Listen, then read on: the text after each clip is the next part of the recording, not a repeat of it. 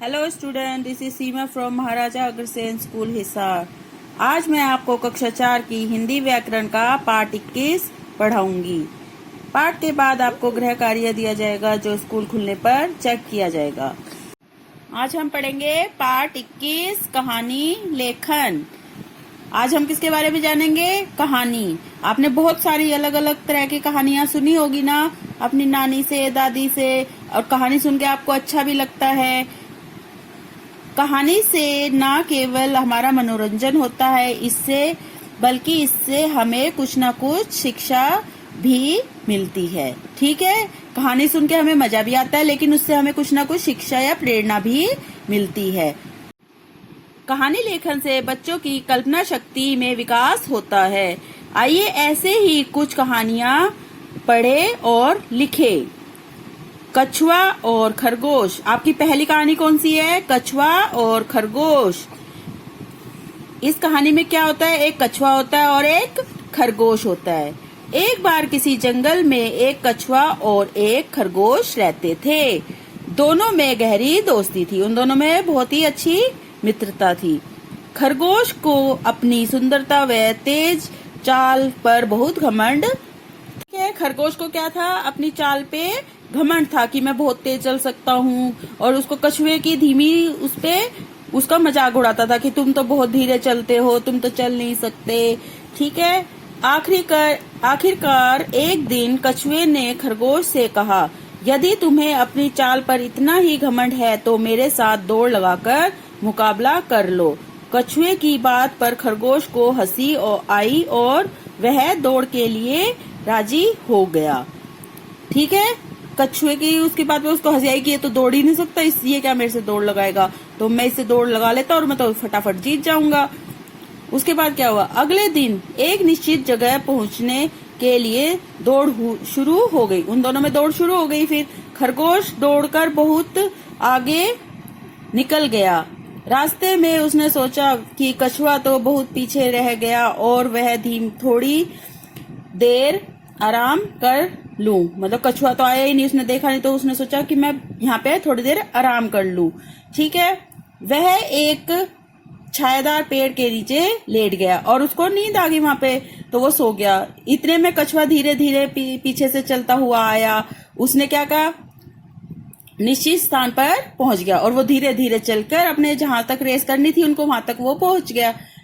शाम के समय खरगोश की नींद खुली और वह दौड़कर उसी स्थान पर पहुंचा, परंतु कछुआ वहां पहले से मौजूद था। यह देखकर खरगोश बहुत ही शर्मिंदा हुआ कि कछुआ जीत गया और मैं जीत नहीं पाया, मैं हार गया। मैंने तो इतनी बड़ी बड़ी बातें की थी उसके सामने कि मैं जीत जाऊंगा, तुम मेरे से जीत नहीं सकते, लेकिन कछुआ जीत गया। इसलिए कभी भी अपने ऊपर घमंड नहीं करना चाहिए।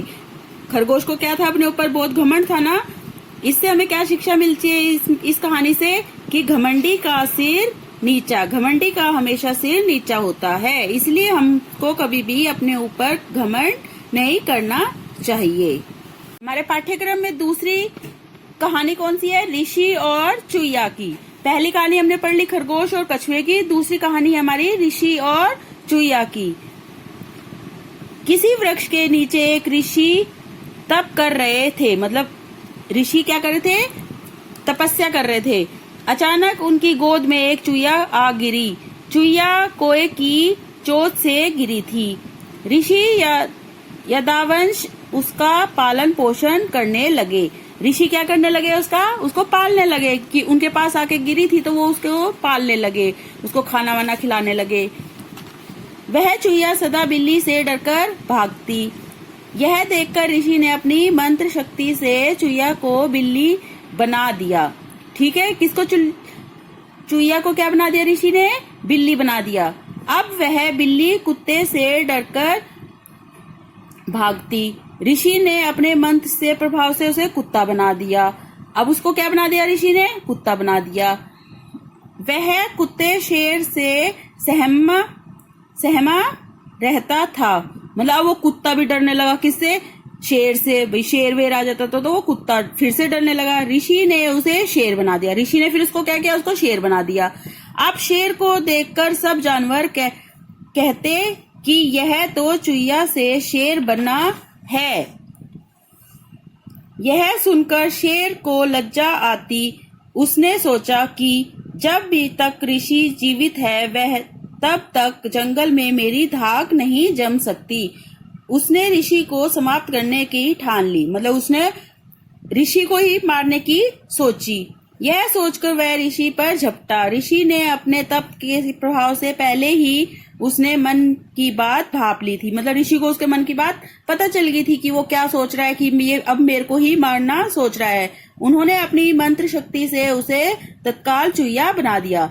ऋषि ने एकदम से उसको फिर से क्या बना दिया? चूहिया बना दिया। तो इस कहानी से हमें क्या शिक्षा मिलती है? एहसान करने वाले का कभी बुरा नहीं सोचना चाहिए। जो हमारे लिए काम करता है हमें उसके लिए कभी भी बुरा नहीं सोचना चाहिए। ठीक है, ये कहानी आपको दोनों कहानियां अच्छे से पढ़नी है, याद करनी है और लिखनी है। यहाँ पे हमारा पाठ्यक्रम समाप्त हो गया है। धन्यवाद।